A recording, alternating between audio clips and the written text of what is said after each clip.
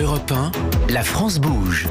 Elisabeth Assayag, Emmanuel Dutheil. La France bouge, suite et dernière partie de votre émission. Nous sommes toujours avec notre grand témoin du jour, David Martin, responsable marché France et Belgique pour les laboratoires Agnos. Depuis le début de cette émission, on parle de tout ce qui est arrivé concernant les gestes barrières pendant cette année 2020. Et de toutes ces innovations françaises que nous avons pu découvrir pendant toute cette émission. Alors, dernière partie avec Benoît Serre. Benoît Serre, le vice-président de l'Association des directeurs de ressources humaines.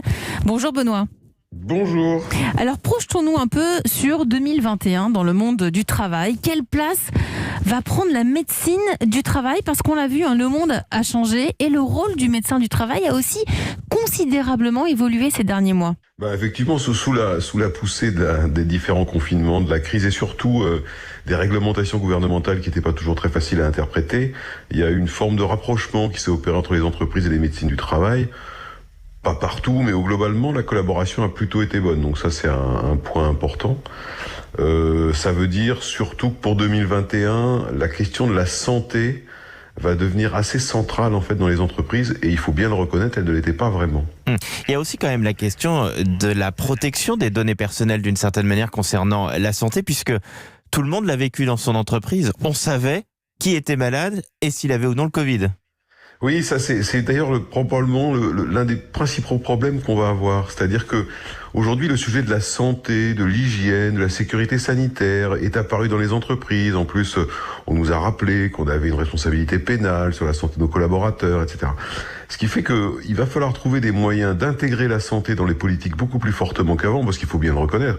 Jusqu'à aujourd'hui, on a intégré surtout les questions de conditions de travail, assez peu les questions sanitaires, et également les questions d'hygiène. Et là, vous avez un vrai risque d'être dans une espèce de relation un peu intrusive avec le collaborateur, parce que la santé, c'est quand même quelque chose de très intime et très personnel.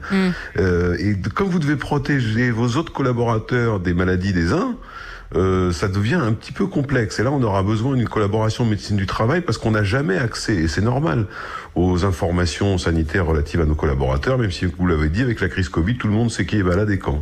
Alors, comment ça va se passer en 2021 ? Est-ce que ça va être davantage encadré, cette notion de « tiens, on va passer un test, je suis cas contact, je suis positive » ou pour d'autres maladies. Est-ce que vous pensez que ça va être encadré, cette relation entre le médecin du travail ou l'infirmier ou l'infirmière médicale et le salarié ? Déjà, on voit bien que les organisations syndicales sont en train de se saisir de ce sujet et poussent les entreprises d'une certaine manière à jouer un nouveau rôle ou un rôle complémentaire pour s'assurer en permanence de la bonne santé de leurs collaborateurs dans leurs locaux et surtout de lutter contre les contaminations, que ce soit Covid ou autre chose.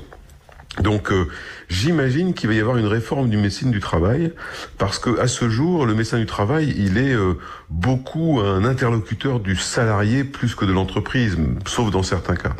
Et par conséquent il va falloir trouver des moyens de collaboration pour pouvoir avoir une évaluation par exemple régulière des conditions sanitaires d'exercice de tel ou tel métier.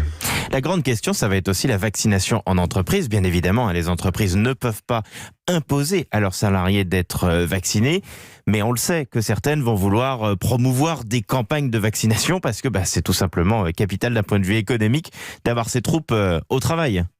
Mais il y en a déjà en fait qui sont en train d'annoncer vouloir proposer à leurs collaborateurs des campagnes de vaccination dans leurs locaux. Ce sont d'ailleurs souvent les mêmes que celles qui avaient organisé des séances de tests dans leurs locaux. Même si pour le moment, elles n'ont pas de dose vaccinale, puisque c'est les gouvernements qui achètent les vaccins et c'est eux qui vont définir les personnes prioritaires. Oui, personne n'a rien, donc il semblerait que le gouvernement va annoncer effectivement des personnes prioritaires et qu'on n'aura pas le droit de déroger. Mais si vous vous souvenez bien, au premier confinement, on n'avait pas le droit de tester, au deuxième, on avait le droit. Donc peut-être qu'on aura le même phénomène d'évolution demain par rapport au vaccin, on verra. Mais en attendant, comme le gouvernement a décidé que le vaccin n'était pas obligatoire, les entreprises ne pourront pas le rendre obligatoire. En revanche, si une personne vulnérable dans l'entreprise, donc visée par le programme du gouvernement, ne peut pas établir qu'elle a été vaccinée, l'entreprise est fondée à lui dire, dans ces conditions, vous ne pouvez pas accéder aux locaux. Donc il y aura aussi une implication de la part de l'employeur par rapport à l'état de santé du salarié.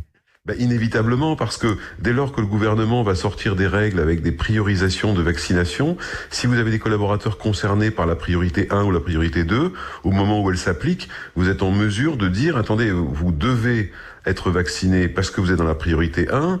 Si vous ne l'êtes pas, vous êtes potentiellement malade ou contaminable et par conséquent, moi je ne peux pas vous faire venir dans mon entreprise. On verra ce que ça va donner, mais en attendant, il est assez probable que des entreprises vont faire ce choix-là et engager les gens vulnérables à se faire vacciner comme prévu par les pouvoirs publics.